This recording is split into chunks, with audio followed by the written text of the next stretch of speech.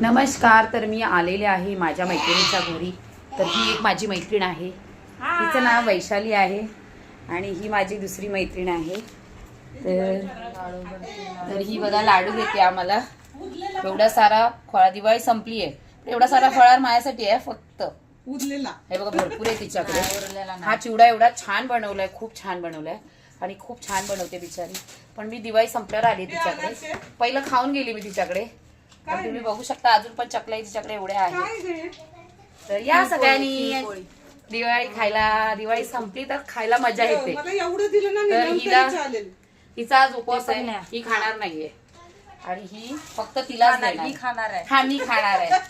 तर या तुम्ही पण खायला. आणि दिवाळी संपल्यानंतर खायची मजा वेगळी असते. हे लाडू दाखव. आणि हे लाडू केलेले त्यांच्यामध्ये ना कळीचे लाडू. कळीचे लाडू, पण हा डब्बा भरून होता.